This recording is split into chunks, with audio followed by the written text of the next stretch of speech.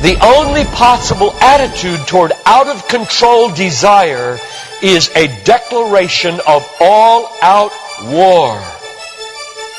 I hear so many Christians murmuring about their imperfections and their failures and their addictions and their shortcomings, and I see so little war. Murmur, murmur, murmur. Why am I this way? Make war! If you wonder how to make war, go to the manual.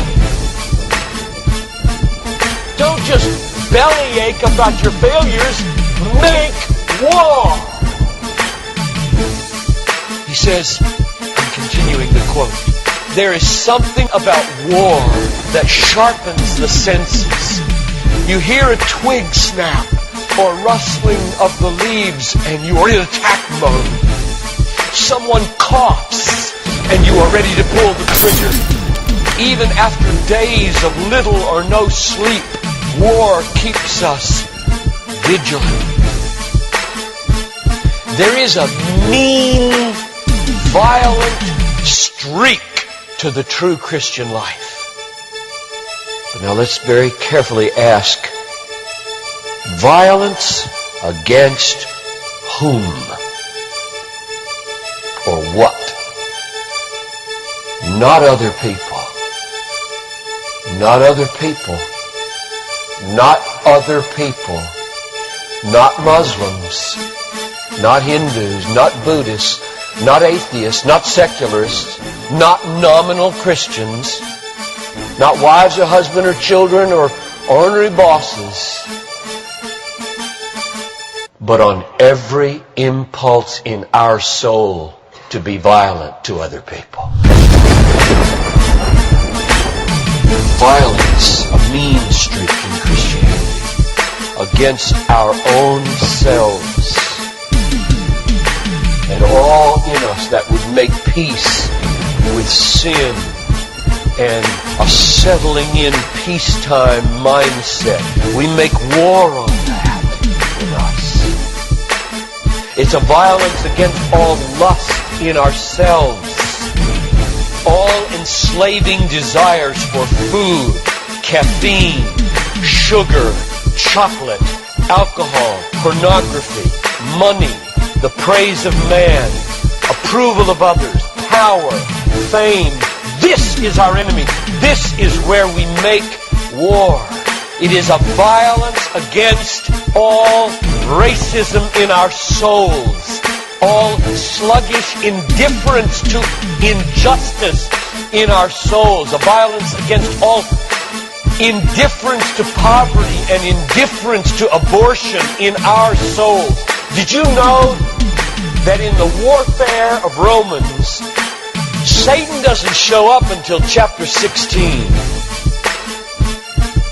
We tend to think of spiritual warfare as this little thing where you find some way to pray or some way to lay hands on or some way to do a Satan thing. Well, that's important. Believe me, that's important. We war not against flesh and blood, but against principalities and powers and world rulers of this present darkness and spiritual hosts of wickedness in the heavenly places. That's important. But you know what? It's not nearly as important as this. Because the only foothold Satan has in your life is your flesh and your sin. Nobody goes to hell because of Satan. The only reason we go to hell is sin. Much more important than fighting Satan is fighting sin. This warfare in verse 13 is vastly more important than figuring Satan out. Get that. My biggest enemy is not Satan. My biggest enemy is John Piper. And he's the only reason I'll go to hell, not Satan. Satan, you don't have nearly that kind of power. And therefore, I really care about us learning how to do this battle. Christianity is not a settle in, live at peace with the world the way it is religion. Like most Christians live their daily lives. Verse 13. If by the Spirit you kill. There's a mean streak in Christianity, and it's not against anybody else but ourselves. In fact, it's against the meanness of ourselves against other people.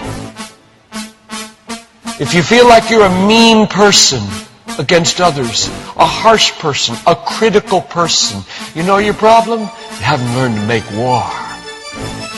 You haven't learned to be mean. You haven't learned to get violent against your violence, against your meanness, against your critical spirit. And you complain of it, talk about it, but have you made war 24/7 against it?